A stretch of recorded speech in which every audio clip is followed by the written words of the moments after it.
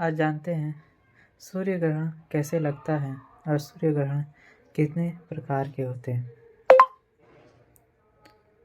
बात करें तो सूर्य ग्रहण एक खगोलीय घटना है।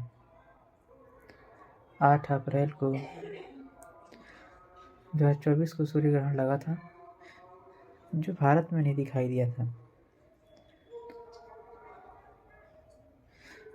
भारत में सूर्य ग्रहण की घटना को शुभ घटना में नहीं गिना जाता है। जहाँ पर यह नजर आता है वहाँ पर इसका सूतक काल मान्य होता है। आइए जानते हैं सूर्य ग्रहण कैसे, क्यों होता है और ये कितने प्रकार से होता है।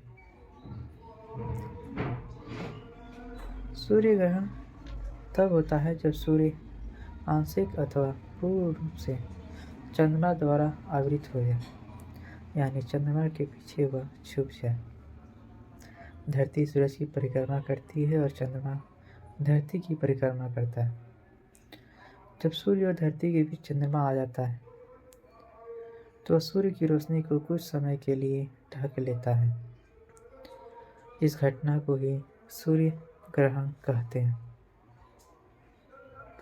सरल अर्थों में जब पृथ्वी पर चंद्रमा की छाया पड़ती है तब सूर्य ग्रहण होता है, और जब पृथ्वी सूर्य तथा चंद्रमा के बीच आती है तब चंद्र ग्रहण होता है। अब जानते हैं पूर्ण सूर्य ग्रहण के बारे में। इसे खग्रास ग्रहण भी कहते हैं। चंद्रमा जब सूर्य को पूर्ण रूप से ढक लेता है तो ऐसे में चमकते सूरज की जगह एक काली तस्तरी सी दिखाई देती है, और इसी में सबसे खूबसूरत दिखाई देती है डायमंड रिंग। चंद्रमा के सूर्य को पूरी तरह से ढकने से जरा पहले और चांद के पीछे से निकलने के फौरन बाद काली तस्तरी के पीछे जरा सा चमकता सूरज हीरे की अंगूठी जैसा दिखाई देता है। संपूर्ण हिस्से को ढकने की स्थिति खग्रास ग्रहण कहलाती है। आंशिक सूर्य ग्रहण, इसे खंडग्रास ग्रहण भी कहते हैं। आंशिक ग्रहण तब होता है जब सूर्य और चंद्रमा एक सीधी लाइन में नहीं होते और चंद्रमा सूर्य के एक हिस्से को ही ढक पाता है। यह स्थिति खंड ग्रहण कहलाती है। खंडग्रास का अर्थ अर्थात वह अवस्था जब ग्रहण सूर्य या चंद्रमा के कुछ अंश पर ही लगता है, अर्थात चंद्रमा सूर्य के सिर्फ कुछ ही हिस्से को ही ढकता है। वलयाकार सूर्य ग्रहण, इसे कंगन या कंकणाकृति सूर्य ग्रहण भी कहते हैं।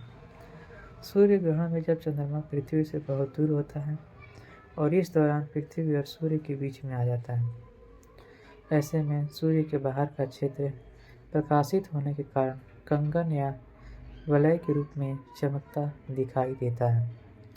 कंगन आकार में बने सूर्य ग्रहण को वलयाकार सूर्य ग्रहण कहते हैं और इंग्लिश में एलिप्टिकल सोलर इक्लिप्स कहते हैं। फिर आती है कंकणाकृति सूर्य ग्रहण। सूर्य, चंद्रमा और धरती जब एक स्थिति में होते हैं, अर्थात चंद्र के ठीक राहु और केतु बिंदु पर ना होकर ऊंचे या नीचे होता है, तब खंड ग्रहण होता है। और जब चंद्रमा दूर होता है तब उसकी परछाई पृथ्वी पर नहीं पड़ती तथा बिंब छोटे दिखाई देते हैं। उसके बिंब के छोटे होने से सूर्य का मध्यम भाग ढक जाता है, जिससे चारों ओर कंकणाकार सूर्य प्रकाश दिखाई पड़ता है। इस प्रकार के ग्रहण को कंकणाकार सूर्य ग्रहण कहते हैं। ग्रहण के दौरान सूर्य में छोटे छोटे धब्बे उभरते हैं जो कंकड़ के आकार के होते हैं, इसलिए भी इसे कंकणाकृति सूर्य ग्रहण कहा जाता है। इसके अलावा रिंग फायर सूर्य ग्रहण इसी वलयाकार सूर्य ग्रहण के रूप में रहता है।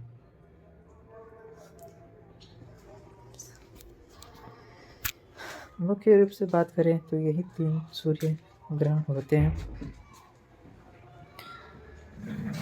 लेकिन कभी कभी कुछ दुर्लभ घटनाएं भी होता है। दुर्लभ सूर्य ग्रहण में हाइब्रिड सूर्य ग्रहण होता है। इस प्रकार के सूर्य ग्रहण में सूरज ज़्यादा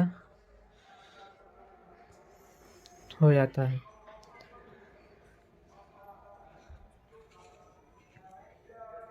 अगर हम ये बात करें कि सूर्य ग्रहण क्यों होता है, तो इसकी सिंपल सी बात है कि सूर्य ग्रहण एक तरह का ग्रहण है जब चंद्रमा पृथ्वी और सूर्य के मध्य से होकर गुजरता है।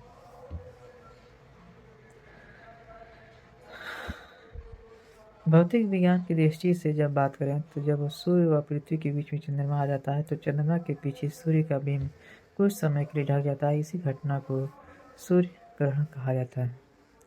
ज्योतिषी विज्ञान की तरह सूर्य ग्रहण की अगर हम बात करें तो ग्रहण प्रकृति का एक अद्भुत चमत्कार है। ज्योतिषी के दृष्टिकोण से यदि देखा जाए तो यह अभूतपूर्व, अनोखा, विचित्र ज्योतिषीय ज्ञान जो ग्रह और उपग्रह की गतिविधियों एवं उनका